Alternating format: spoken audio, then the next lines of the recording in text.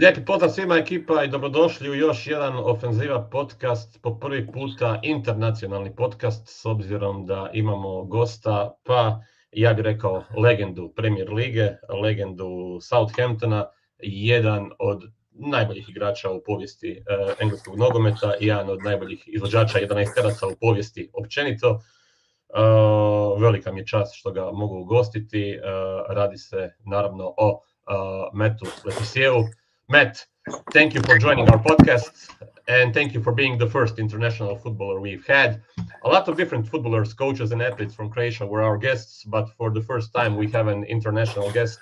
And for the first time we'll have to use subtitles probably, although I believe at least 90% of our audience can understand fully the conversation we're about to have. Thank you for your time, and it's really an honor and a privilege having you, especially since I know you have loads of fans in our country. Thank you very much. No, it's great to be here. Looking forward to it. Whenever we have some kind of a football pub quiz in my city, in Rijeka, very often there's a question against who did Matt Tissier score this goal, and then they show one of your goals. And the Premier League has now in Croatia, after lots of years, became more popular than the Serie A in Italy, for example. It was the main league we followed in the 1990s and the early 2000s, although people here still fondly remember you and the players from your era. Did you then know that you and, of course, the league in general had a footballing impact on audiences around Europe? I think we realised we had an audience, in some places around the world. I don't think we were really aware of just how far it had spread around the world and how many different countries really embraced it. So it's really been an honour, to be involved at the very start of the Premier League. I played for. I think it was 6 years before the Premier League actually started, so I was playing in the old First Division, and it really was a huge moment when obviously it changed to the Premier League, and then Sky Sports really kind of got involved and was showing so many live matches. And when you look back now, I think probably at the time we probably underestimated a little bit just how big the change was going to be. Mm-hmm. Let's shift the focus. We'll come back to the Premier League and to those times. First, I want to ask you, people now, at least here in Croatia and in this part of Europe, maybe don't know, what is Matt Tissier doing now? How does your day-to-day life look like? That's a good question. So I'm still doing some work. I still work as a after-dinner speaker. So I go around to sporting clubs talking about my career and funny things that happened during my career. So I do that as one of my jobs. I'm also a director at one of the non-league football clubs here in the UK, here in Southampton, called Sholing FC. Mm-hmm. And they play, let's see, 6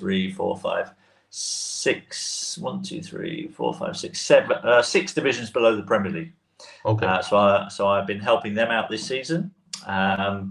And yeah, I play a lot of golf. I'm a very keen golfer, so I'm looking forward to playing 2 rounds tomorrow. Actually, I've got 36 holes tomorrow. So nice. Yeah, I still love being involved in sport. I play lots of sport. I play paddle tennis every week. I don't know if that's me too. Okay, I thought it was pretty popular in your country too. So it's really growing here in the UK.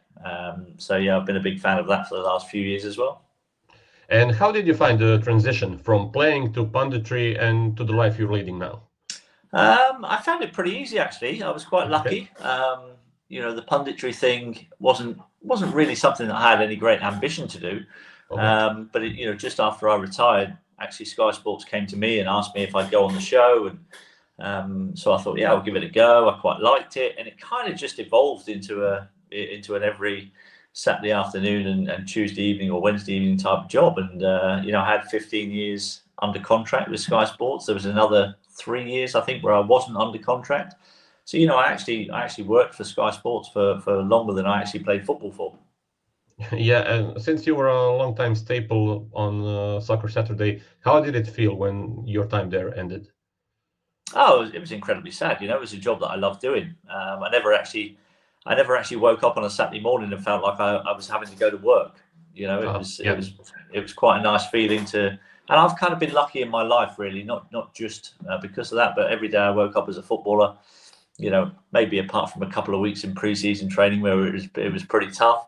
But you know, I loved my job. You know, I loved being a footballer. I loved being a pundit on the television. I've always enjoyed my work, so it doesn't really feel like I've actually ever had to go out to work as such. Yeah, I understand. I would like to go back to your career later on in the podcast because there were a lot of questions from fans and we will kind of intertwine those things. Now I would like to ask you a broader and more general question about the Premier League and football itself. What's your view on how the Premier League has evolved since your playing days? I think it's changed a heck of a lot, actually. I think there are some huge differences, really. I think there's probably three main ones that I could probably target. I think the first one is obviously the amount of money that is in the game now is gone through the roof. You know, the player wages and the amount of money that the clubs are earning now is astronomical. So that's one thing that's changed quite dramatically. The second one, I think, is actually the standard of the pitches that they play on. Strangely enough, you know, the technology that is around now for groundsmen to be able to have great surfaces for the players to play on the whole season long. You know, when I was playing, certainly in my early days, in the winter over here, you know, there was barely a blade of grass on some of the pitches. You know, we were almost playing on mud. And the technology has developed so well now, and groundsmen just have these beautiful pitches the whole season. It must be such a joy as a footballer to step out in the middle of December or January and think, oh my God, I'm playing on a carpet here. You know, there's not you're not going to get a bad bounce. You know, your first touch is going to be so much easier. So that's a huge difference. And the third one for me has been the style of play that has changed and evolved, certainly over the last few years, probably since Pep Guardiola has come to the Premier League, actually, where now, you know, most teams will want to play a possession-based football. And I'm not sure, although it's technically a lot better, I actually think the game isn't as exciting as it used to be. There doesn't seem to be so many big moments in the opposing penalty boxes. A lot of the football is played outside of the 18-yard boxes. You know, and I feel like when I was playing that there used to be so much more action in and around the goals because we weren't obsessed with wanting to keep possession the whole time and you know, having 40 passes around the back before you actually try and make a forward pass. So although it's developed in that way, I'm not sure it's been, you know, that entertaining to watch in this day and age. I find myself a little bit sometimes watching Premier League foot matches and actually switching off a little bit and getting a bit bored because there's not enough, you know, threat of a goal coming in the matches. Do you think that's a problem with football in general? Because most of the people rate the Premier League as quality-wise the strongest league in Europe. So if you say that it is a bit boring, can we say that football in general maybe became a bit more boring? Well, I don't watch a huge amount. I've only got a certain amount of time that I'm actually home watching sport on the television. So I haven't taken in a lot of the European leagues and the world leagues, if I'm honest. So I can only kind of judge what's happening in the Premier League. And if this is deemed to be the best league in the world, then, you know, by default, it depends what criteria you're judging that on. I think football has always been a entertainment industry. That's what I perceive it as. You know, most people now perceive it as a business with the amount of money that's involved, and the entertainment side is kind of taken a back seat. But if I'm judging what is the best league in the world, you know, I think my criteria to judge that would be how exciting is it to watch the football matches, you know, and that for me I would judge that as the best league in the world, the ones that are getting the fans on the edge of their seats the most during a 90-minute football match.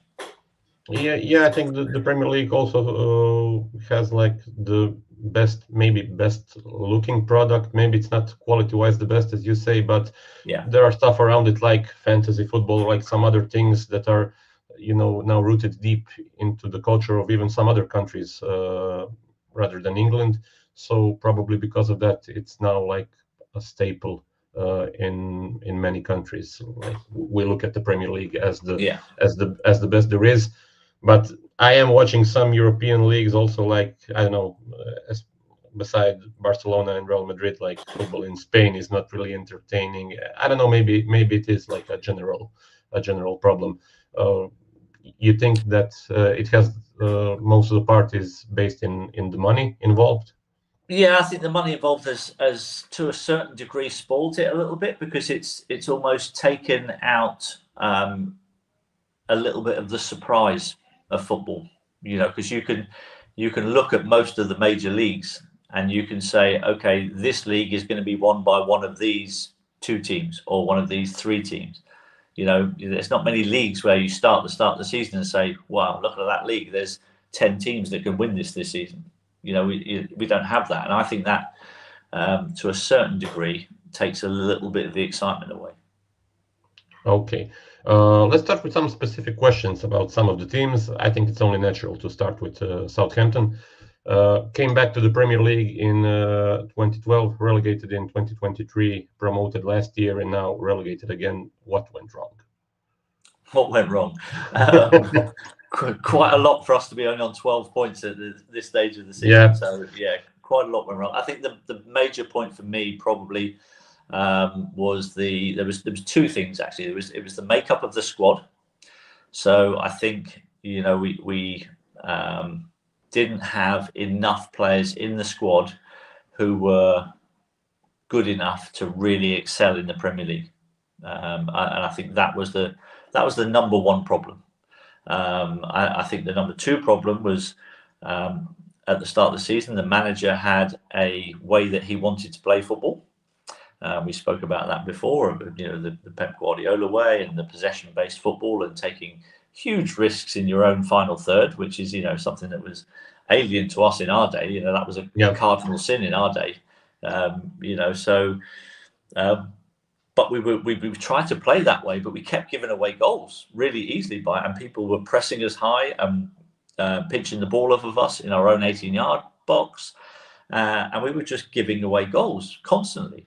And for me, I felt like the manager at that point, you know, after half a dozen games when we'd already given away a lot of goals, I think there should have been a change in the way that we were trying to play, because we didn't have the players that were good enough to play the way the manager wanted to play.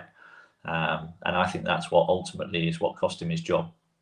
Is that why the club even went for Ivan Juric? He's quite a defensive and conservative coach. We in Croatia always thought of him as a good coach, but for teams who will play conservatively, whose main mission is not to receive goals, his teams in Italy were always low scoring. And I thought that Southampton at the beginning of the transfer window didn't buy players for that kind of philosophy. I thought they wanted to try and actually play football, you know, be more fluid, have lots of shots, possessions, and then they get Ivan Juric.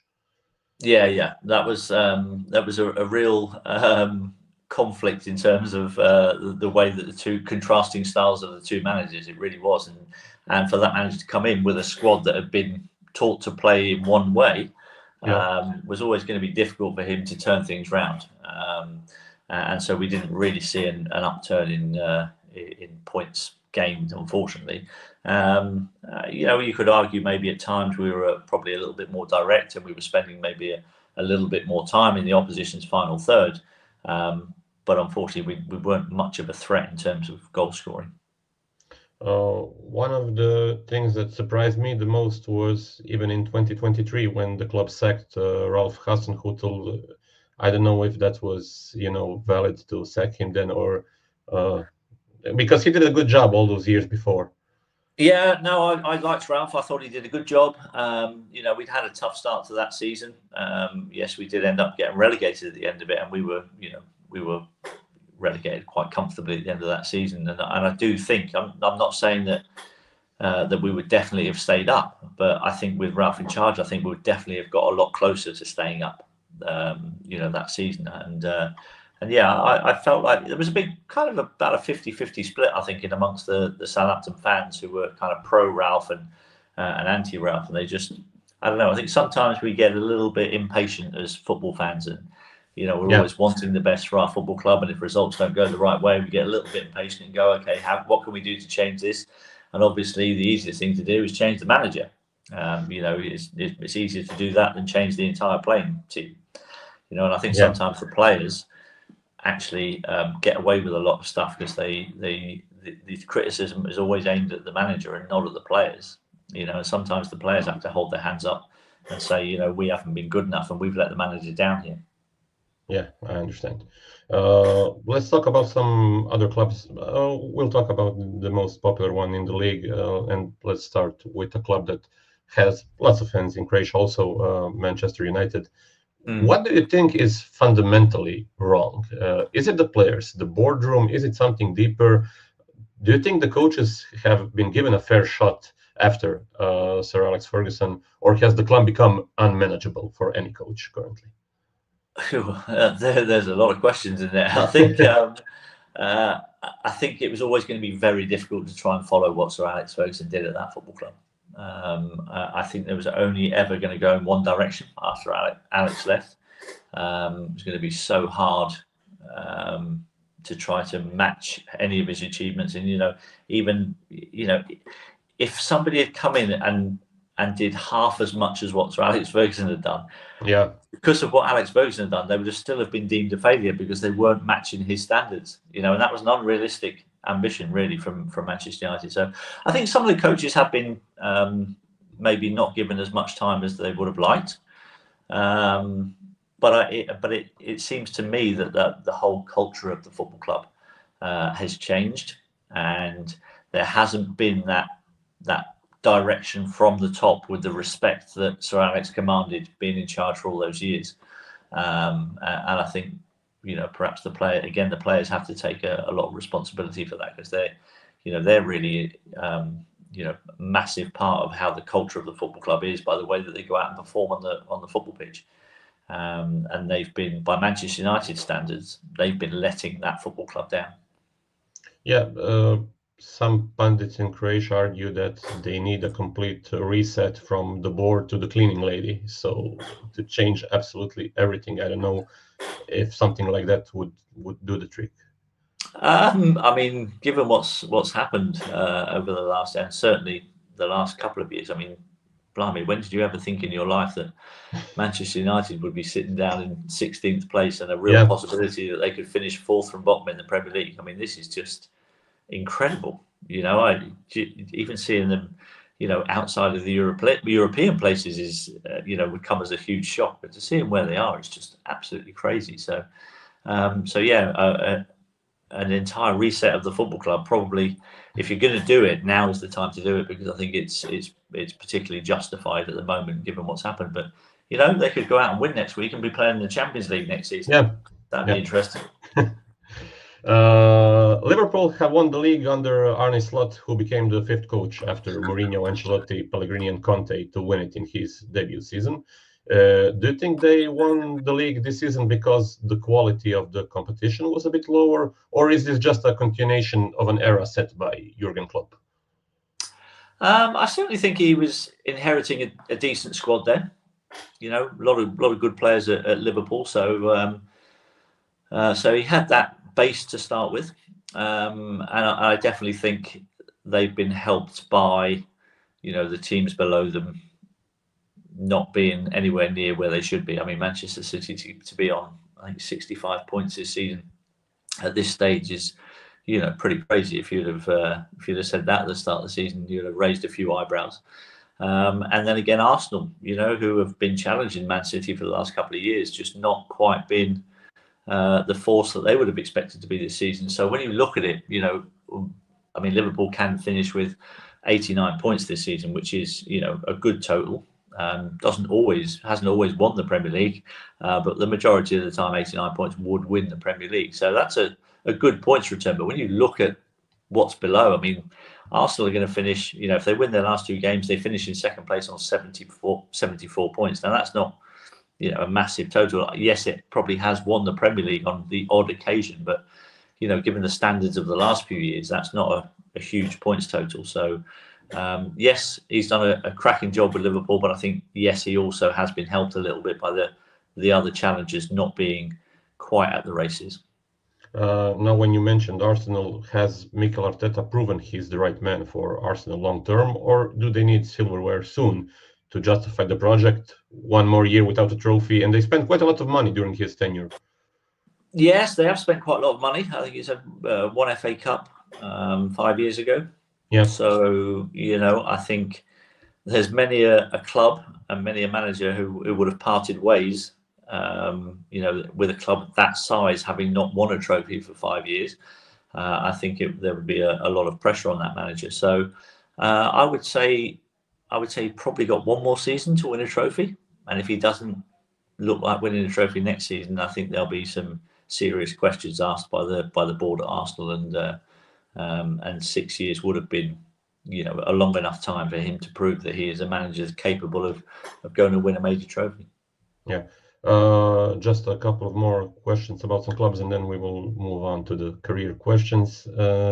Manchester City have dominated in recent years, and you answered somewhat in the beginning, but has their success been good or bad for the Premier League overall?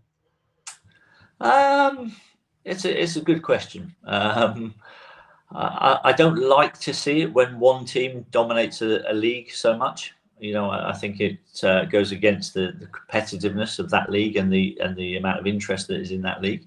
So I haven't been disappointed that Man City haven't been challenging this season, because I think it's good that we see different clubs go and win the Premier League. I think it's good for the competition.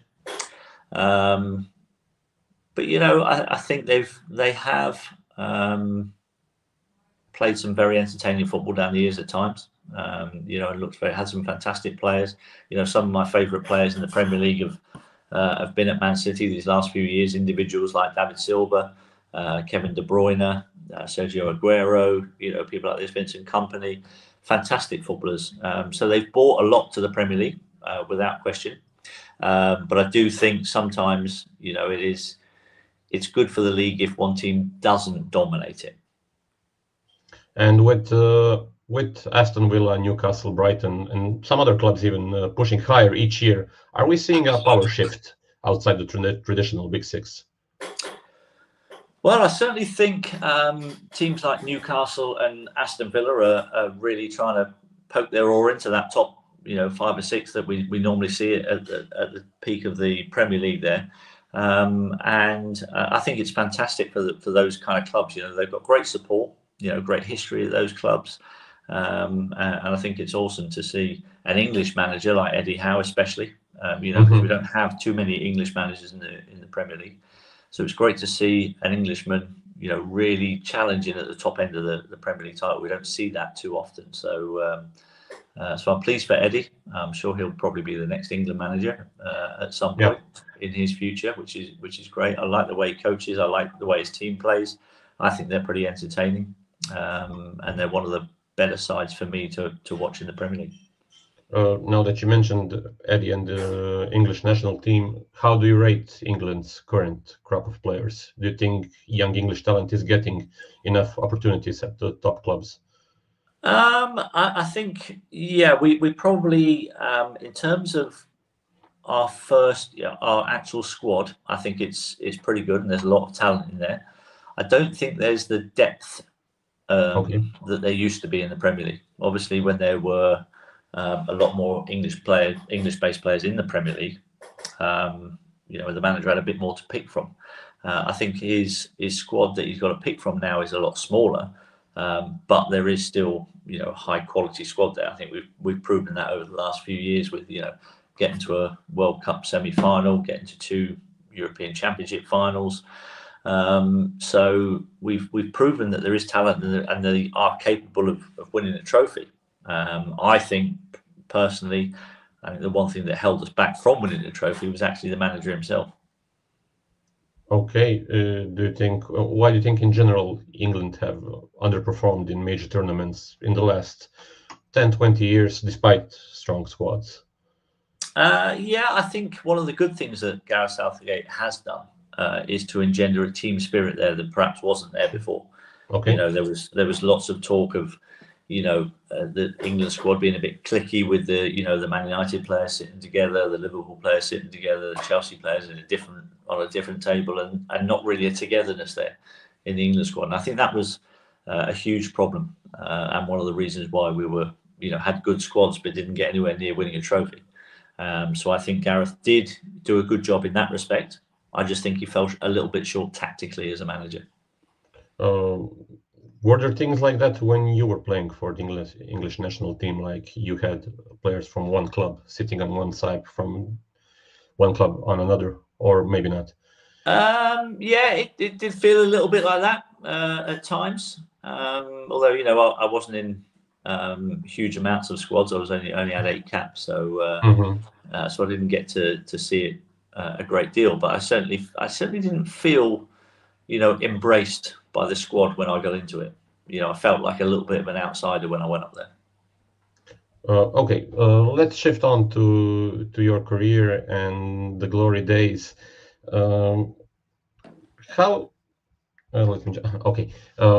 You spent your whole Premier League career at one club. Did you feel at any time, at any point, that you could maybe leave Southampton? The closest I came to leaving Southampton was actually before the Premier League started, and that was back in 1990. And I was very close to joining Tottenham Hotspur. In fact, they were the only team that I actually spoke to during my career. They were the only team that tempted me a little bit to leave Southampton, and that was because they were the team that I supported as a boy. You know, that was the club I grew up supporting. I was a huge fan of Glenn Hoddle. You know, he was my idol in terms of a footballer who I would, you know, try to emulate, and try to copy the way that he played. And so, yeah, when back in 1990, that was the closest I came. And after that, I was quite happy at Southampton. I didn't really entertain any other offers, really. Do you think your loyalty maybe cost you more recognition at the international level? Oh yeah, I'm almost certain that it did. But you know, that's not that the international thing. That's kind of out of your own hands. You can do your best that you can for the club, but if the manager doesn't particularly like you as a player and thinks you have, you know, deficiencies that aren't going to make it in international football, then there's nothing you can do about that. So it didn't really matter where I was playing. I don't think. You know, sometimes if a manager likes you, he likes you, no matter how well you're playing. And if he doesn't like you, he's not going to pick you, no matter how well you play. So yeah, it probably did cost me a little bit of recognition in terms of I didn't get the, you know, the same coverage, positive coverage that I might have done, you know, whilst playing at Southampton that I perhaps would have got if I was playing maybe a big team in London. Even though, do you think, I mean, I personally believe, and I think a lot of football fans, that no matter that you stayed at Southampton all those years, you deserved more than those 8 caps. Yeah, I mean, when I look back at it, I mentioned earlier about the strength in depth of the England squads that the manager has to pick from. But back in the mid-90s, there were a lot of English people scoring a lot of goals in the Premier League back then. You know, so the competition was a lot harder, I would say, to get in the squad. You know, when you look back, I played in the 94-95 season, and I scored 30 goals that season. Not all in the Premier League. This is in cup competitions as well. So I think it was 19 in the Premier League and 11 in cup competitions. So it was 30 goals. I wasn't playing as a centre forward either. I was playing in, you know, midfield in the number 10 role. And that season, I finished the season outside of the England squad. I couldn't even get in the England squad, having scored 30 goals in a season. You know, so that will tell you just how many good English players there were scoring lots of goals back in those days.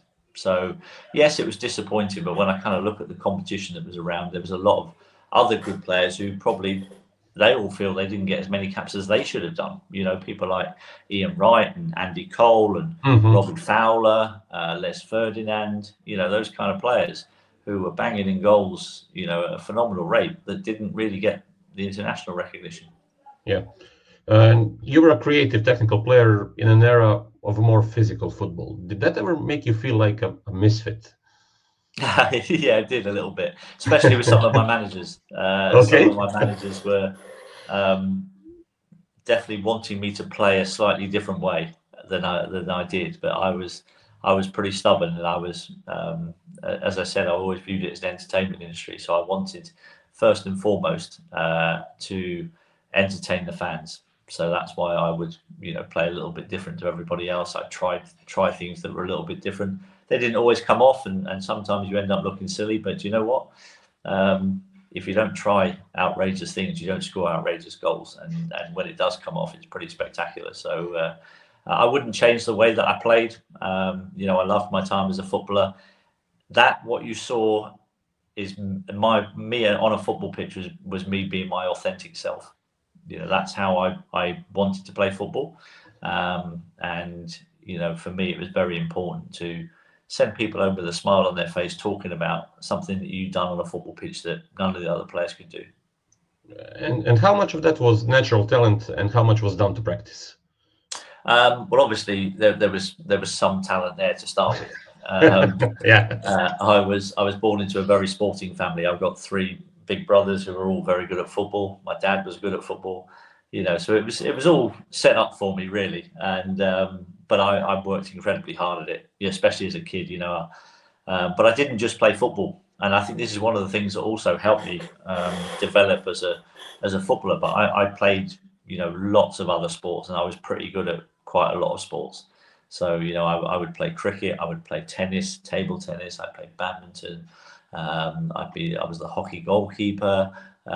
So, I played pretty much every ball sport that I could, and so, I think by doing that, I think there's a lot of skills that can be transferable from other sports when you come to play football. And I think to have that all-round ability is a real help. And I practiced, even though it didn't feel like I was practicing, because I was just having fun as a kid, basically.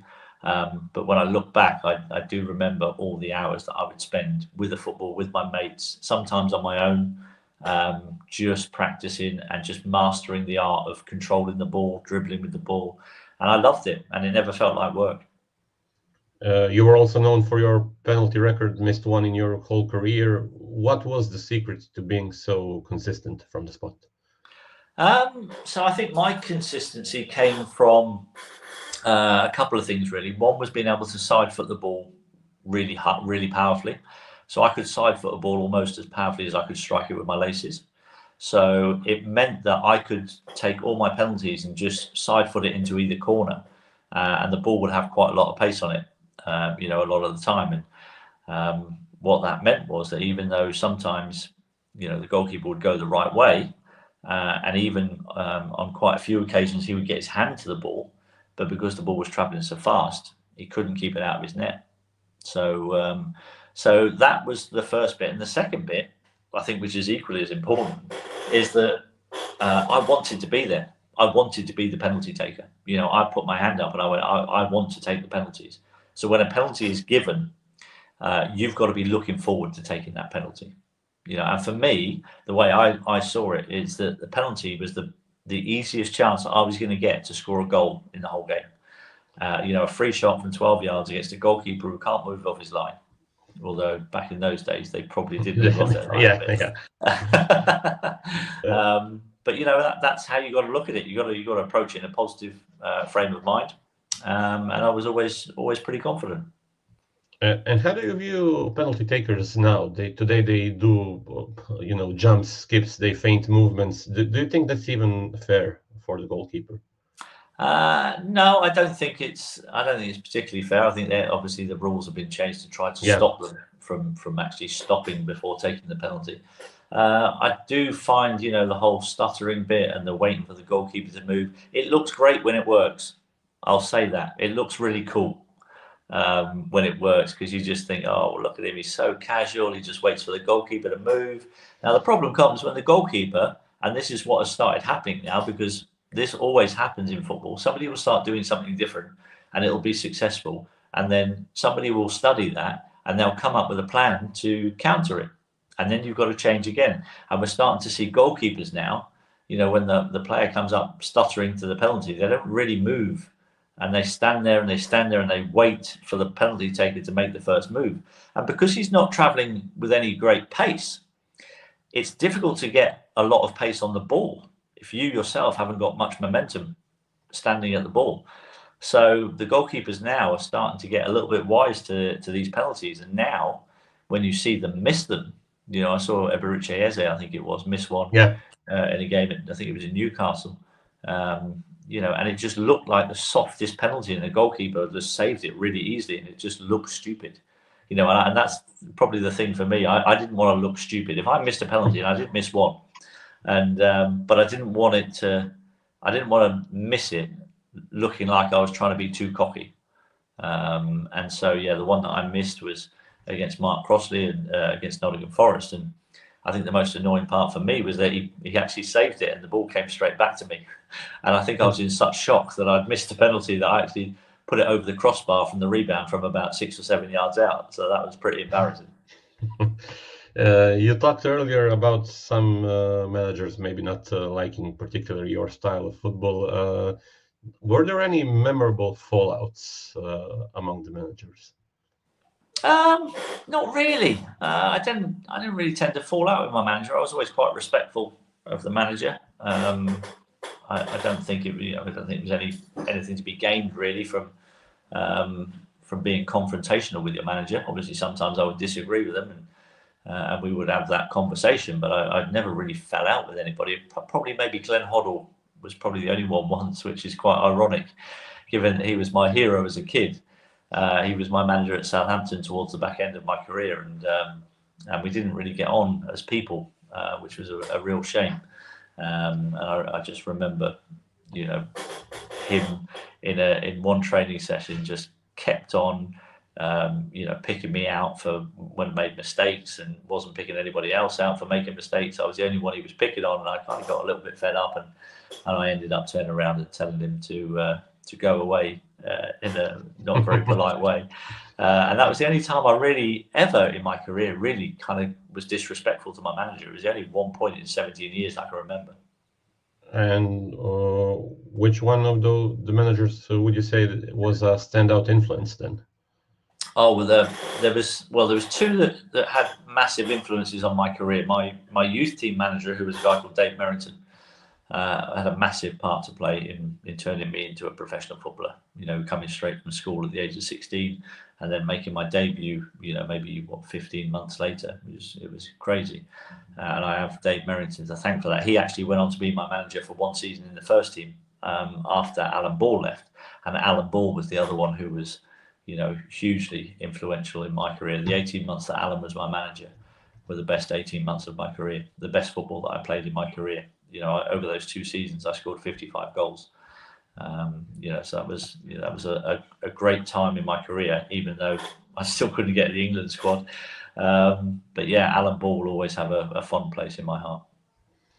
You shared the dressing room with some other legends, such as Alan Shearer, such as Mark Hughes, to name a few. Were there any teammates who you felt were underrated and deserved more attention? Like, is there any player who was a really good footballer, but maybe not a really big name internationally speaking? Yeah, there were a couple. So there was a midfielder at Southampton who was there for, I think it was probably maybe 11 or 12 years, a guy called Matt Oakley.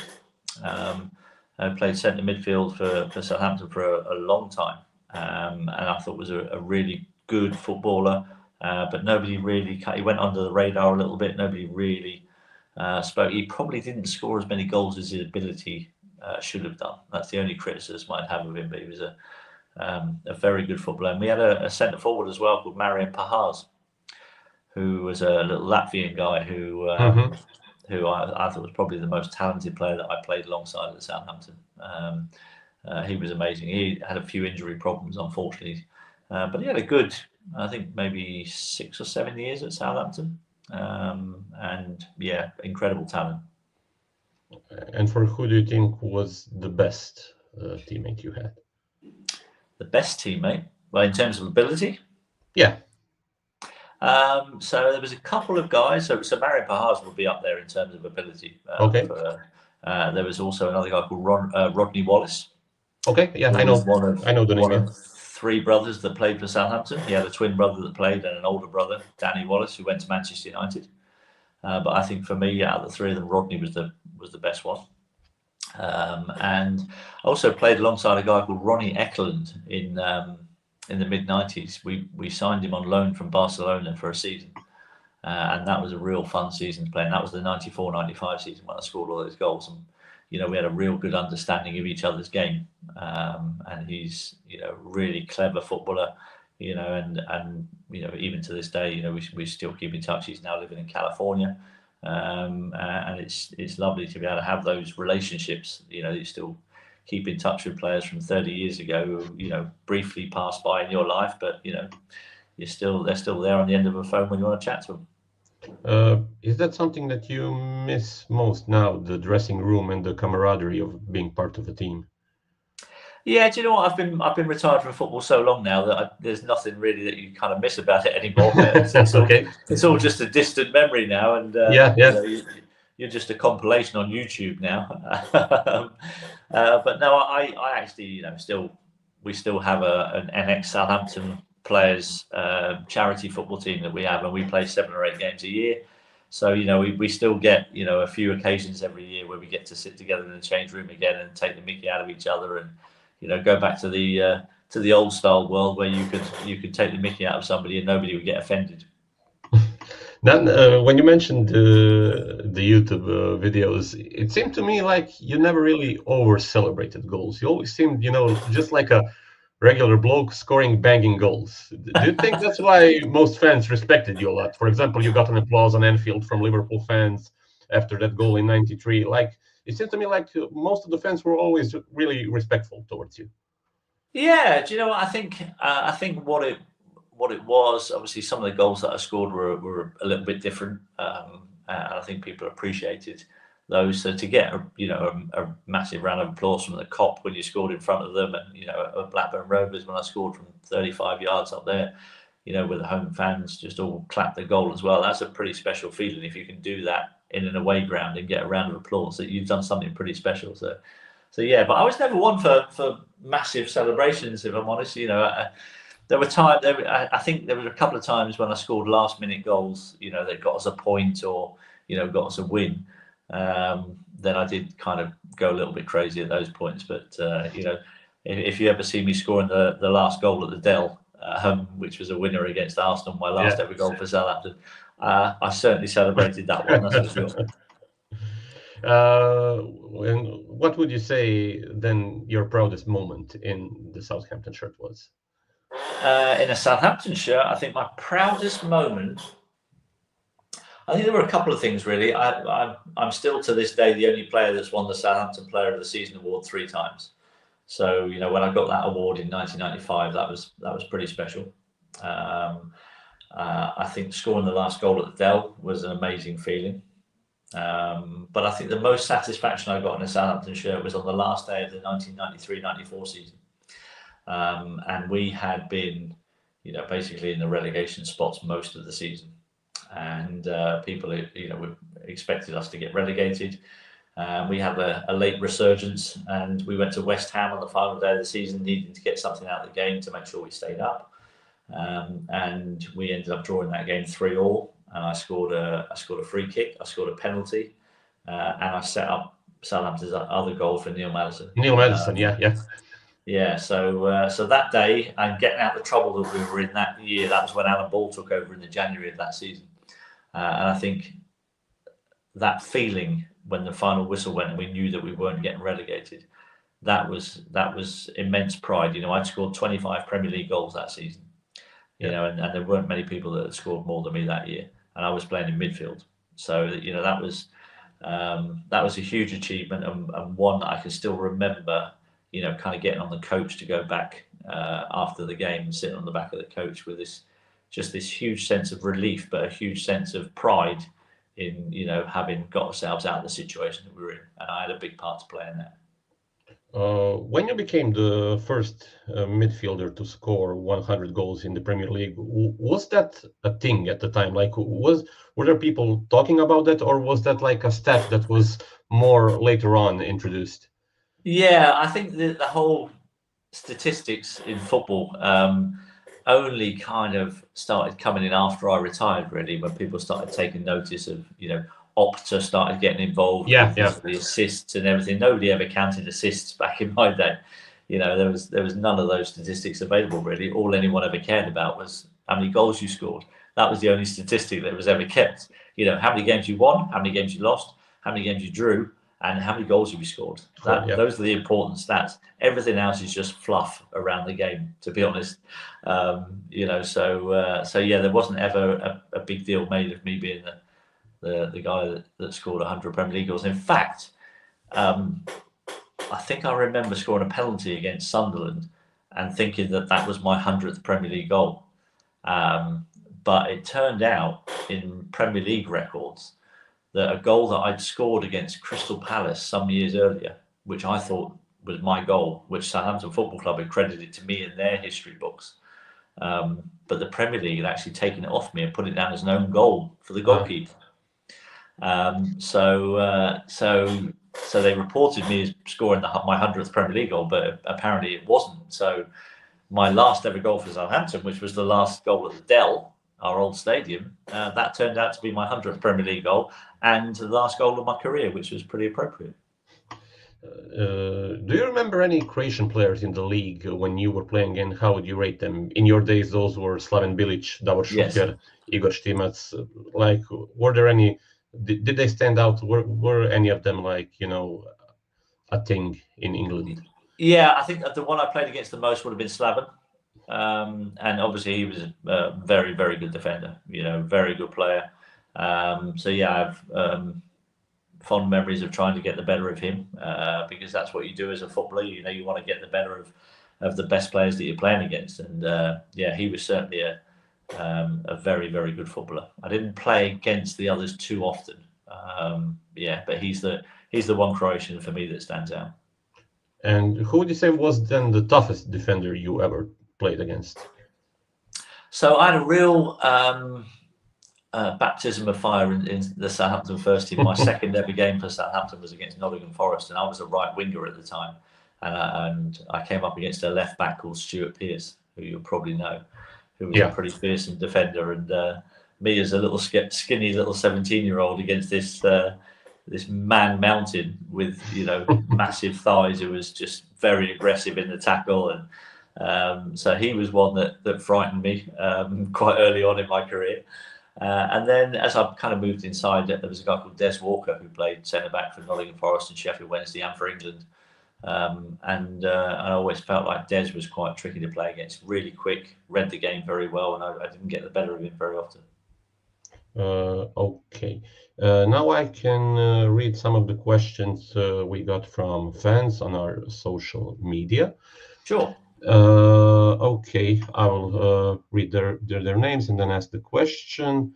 Dinozovski Fakultet, he asks, is there a footballer who scored more crazy goals than you? And was there ever a goal that you scored and you thought to yourself, wow, that's insane? Okay, so I would say in Premier League, there were people like Dennis Bergkamp, you know, Thierry Henry, people like that who had really good, some stunning goals, you know, in their collections.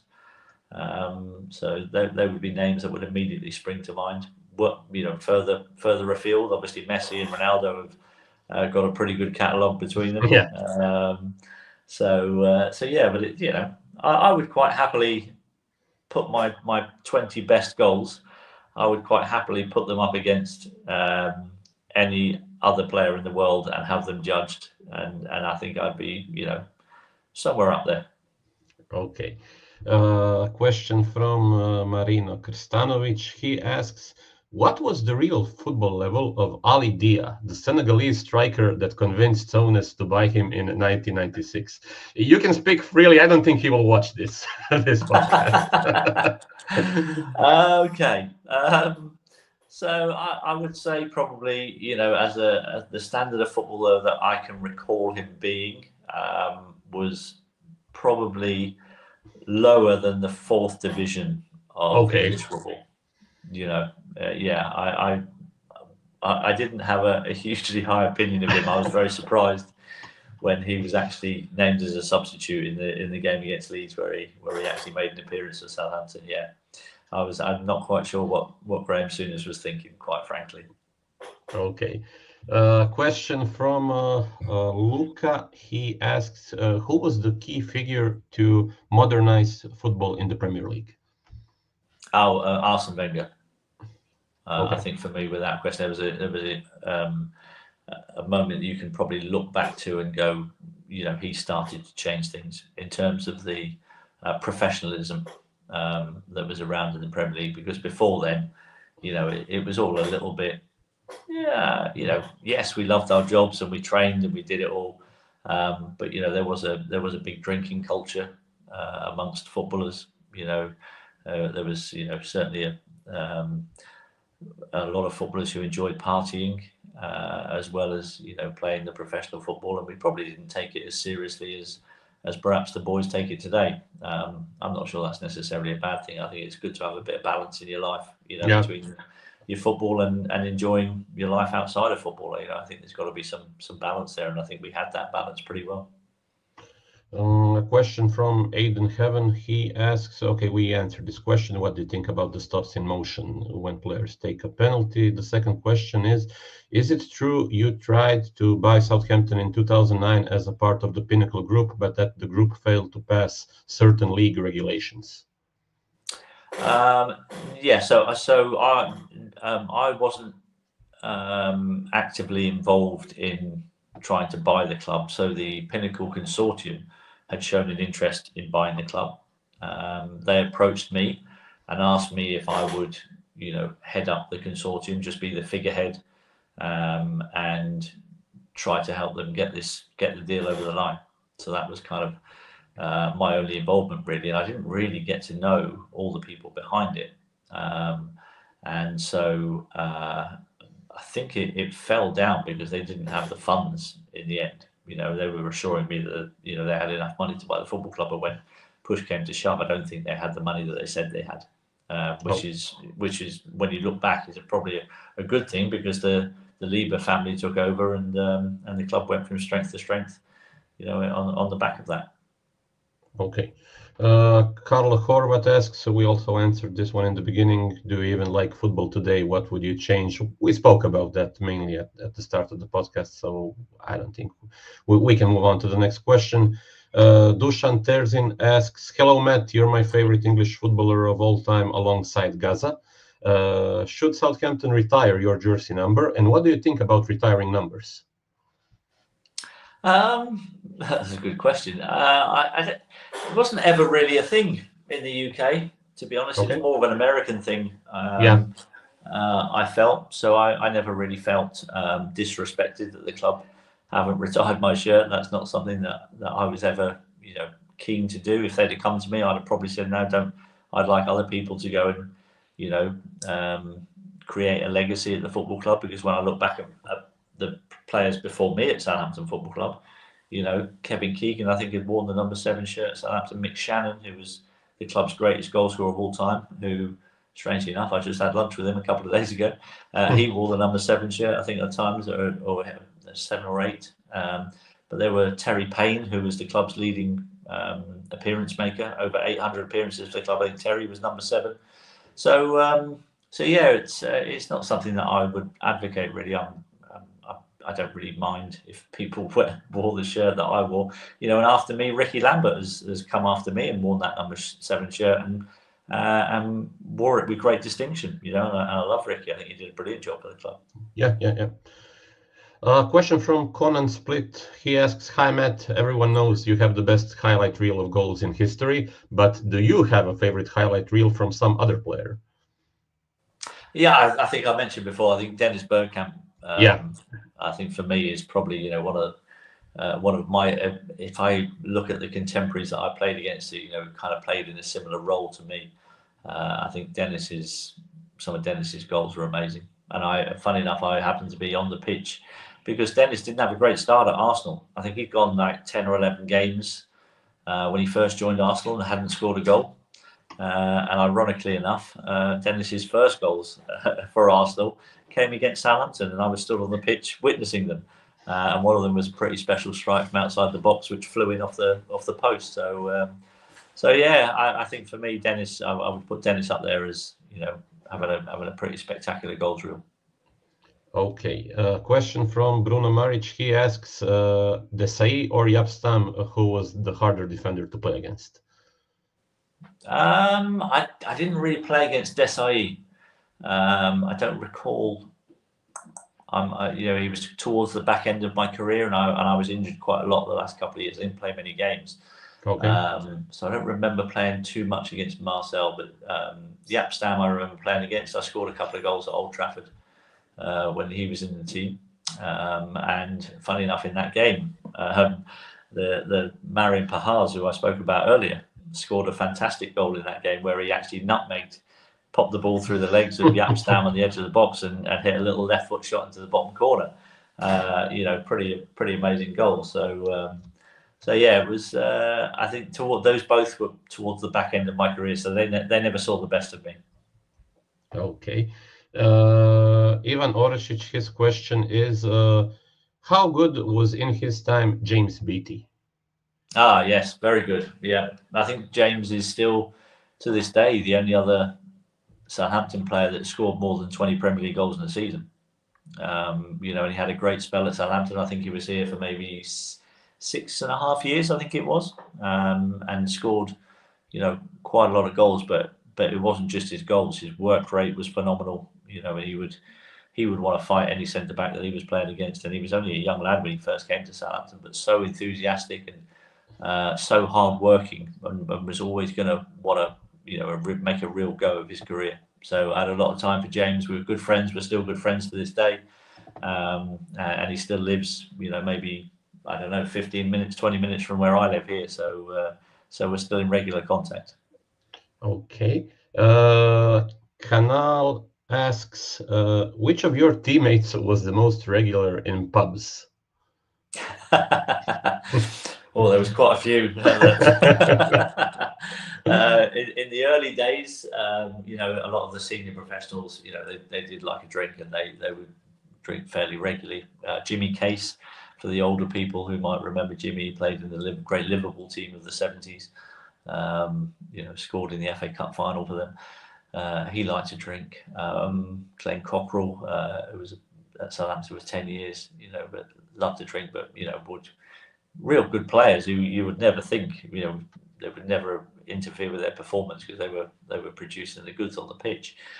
Towards the back end, I played with people like David Hurst and Carlton Palmer, who both came down from Sheffield United, who both enjoyed a drink. Actually, Kevin Davis at Southampton loved to drink. So yeah, I mean, I could go on quite a long way from that list. Okay, because the second part of the question is, did you frequent them from time to time, and did you have a wingman on the bar? So I didn't, for the first 10 years of my career, I barely drank alcohol at all. So I've never really enjoyed alcohol, to be honest. Yeah. And so yeah, the first 10 years of my career, I barely drank at all.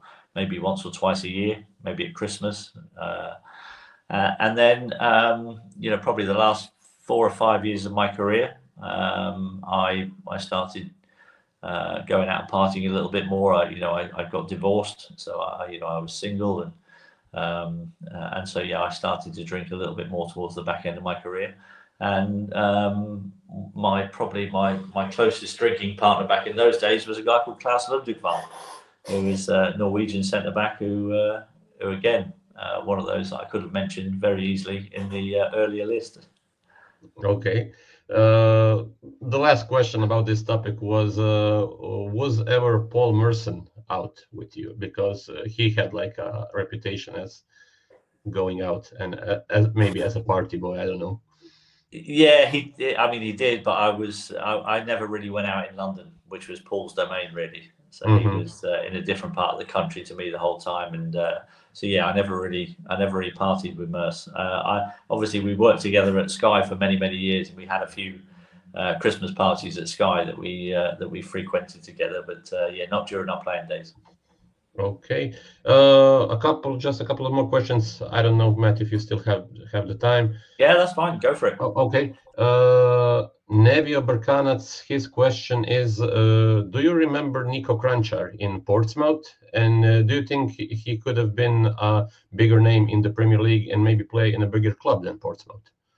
Yeah, I mean, he played at Tottenham, so that's a pretty big club as well. But yeah, I do remember him very well. Very, very good player. Excellent. One of Harry Redknapp's favourite players. Harry was very keen on him. Took him to a couple of his clubs, and yeah, I remember watching Nico quite a few times. Obviously, he played for the team down the road from me, which we're not allowed to mention. So I can't give him too much credit for that. I can then switch to this question because Zoran Stanic, he asked, how would you rate the rivalry between Southampton and Portsmouth today? Is it as fierce as it was back then?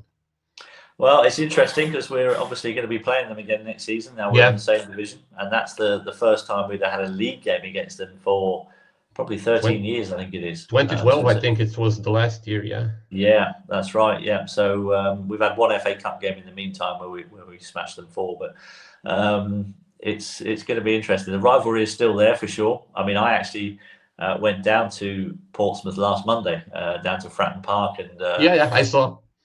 And I played in the behind enemy lines. Yeah. So I played in the charity football match down there. We were raising some money for prostate cancer.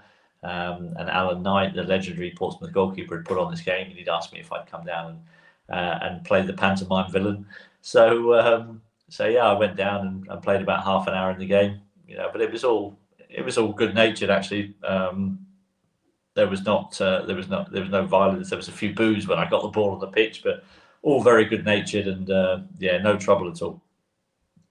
Nikola Tomic, his question is, where was it harder to play, at Old Trafford, Highbury or Anfield? Oh, that's a good question. And the answer would be different for different parts of my career. Okay. So for the first portion of my career, I would say Anfield was the hardest one, because they were the best team in the country for the first probably 5 or 6 years of my career. And in those times, I scored a couple of goals at Old Trafford, and I didn't find that place particularly intimidating at that time. Before, obviously, they won the Premier League in 1992, and then for the next 5 or 6 years, that was a really hard place to go and play. So it would have been Liverpool to start, Manchester United in the middle, and probably Arsenal towards the end. When Thierry Henry was in his pomp, and they had a fantastic team there. So at different times of my career, it would have been each of those 3 places. Okay. We have 4 more questions from our fans. Antonio Ferenc, he asks, football today requires much more physicality. Did the football in the 90s require less? Or could you have been a good footballer just by having vision and technique and maybe not be physically ready for the game? I think it was actually, when you talk about physicality, it was actually a rougher game. Yeah, I think so also. I don't know if this is valid in the question. Yes, so it was more physical back in the 90s. Players were allowed to foul you a lot more before they would get a yellow card. Nowadays, it's very easy to get a yellow card, so you can't. You've got to be a little bit more careful in terms of the physicality that you use. You've got people now getting actually red cards for making a good tackle, but just happen to follow through and catch the player on the way through after he'd taken the ball. That would never have even been a yellow card back in my day. As long as you got the ball, it didn't really matter what happened after that. So in terms of the physicality, it's a lot easier to play football in the Premier League now than what it was back in the 90s, I believe. And especially if you're a technical player who likes to dribble. As I mentioned before, the pitches now are so much better than we were trying to dribble on. So I actually think I'd probably be a lot more comfortable in the Premier League now than what I was back in the 90s. Okay. Mario Jamic, his question is, do you think it's possible today that a top player like yourself in the day stays loyal to one club? Good question. It would be very difficult. When I look now at the amounts of money that are involved, when I was turning down moves to other clubs, the difference in the wages wasn't massive, but the numbers that we're talking about now, it would be very difficult. If you were on Southampton, say it maybe, I don't know, let's say £40,000 a week, and all of a sudden Man City want to buy you and they're going to give you £200,000 a week. That's a significant amount of money to turn your nose up at. So I think even that kind of money would probably have tested my loyalty back in the day. Yeah, I don't know, in the 21st century, like, I don't really know some examples, because even Steven Gerrard went from Liverpool. I know Tony Hibbert, maybe in Everton. He's the only player at the top of my mind that is like in the last 20 to 25 years. Yeah, Mark Noble stayed at West Ham for his whole career, but then I don't know how many offers he had to leave. Let's see another question. Okay, Robert DiCaprio, his question is, do you think the Brazilian Ronaldo Nazario is the best striker of all time? I mean, he would have to be in the conversation. It's difficult to compare different generations of strikers, but he was certainly a player that would, in his day, could be considered, one of the greatest players of his generation, for sure. Okay, and the last question from our fans, Ivan Barin Turica. His question is it true that that Matt said once that after every handball the game should be stopped, intentional or not intentional? If he didn't say that, what is his opinion about it? I don't recall saying that. Okay. I'd be surprised if I did say that. It's not really what I think. It might have been a flippant comment in response to what was going on in the Premier League at the time. In terms of trying to get some consistency with the handball rule. My interpretation of it is that I've always believed, really, that a handball should only be given if it's deliberate, and that decision needs to be made by the referee. And use your common sense as a referee as to interpret what is actually deliberate.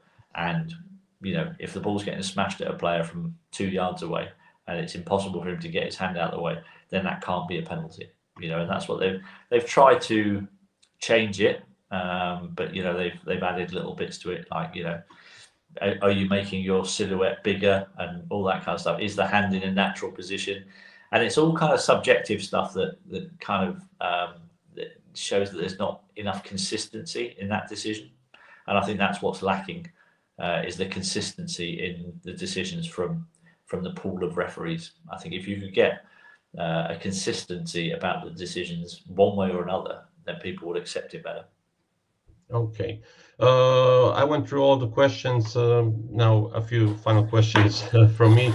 Matt, this is maybe a bit of a controversial question. You can answer only if you're comfortable. You've been outspoken on a lot of issues recently. Do you sometimes feel misunderstood by the public or the media? Do you think people are not comfortable talking about some of the issues and subjects you talk about on social media? Yes, I think people are frightened to speak about things for fear of being cancelled. For fear of the media going after them. I don't fear the media. They can go after me all they want. I've got a very thick skin. I know where my moral compass is. And I know that when I say things, I say them because it's what I believe to be true. I don't have a nasty, bad bone in my body. I don't go out to intentionally hurt anybody. And I believe our media are actually not very nice. They're pretty corrupt. And so it doesn't really bother me what they say about me. So have your views affected relationships then in football or media? It hasn't affected any relationship with anybody that I care about. Yeah, that's the most important thing. Absolutely. Okay, and my last two questions. What advice would you give to young players today, especially those that are still at one club teams? To young players, I think my advice to any young player who wants a career in football, I think the first thing that they have to do is master the football. So work on your first touch incessantly until it is absolutely pure, and that when that ball is coming to you, that you can control it and put that ball anywhere you need to be able to go and commit your next action. So work on your first touch. That's the biggest advice I can give to a young player. Okay. And the thing I wondered, as an inhabitant of Guernsey Island, do you go to England or France when you need to buy things, or is everything you need, available on the island? Everything you need is available on Guernsey. Okay, absolutely. Yeah. That's something my friend also asked me, and he told me you have to ask him this because he looked at it on the map and it was like, I don't know if they have everything on that map. I mean, Guernsey is closer to France than it is to England, but I would choose to come to England. I can speak a little bit of French, but I'm more comfortable here. Okay, Matt, thank you so much for being here, for becoming our first international guest. I hope you had a nice time in our podcast. I did indeed. Okay, I don't know if you have anything you want to say, any last words to maybe some of the fans in Croatia.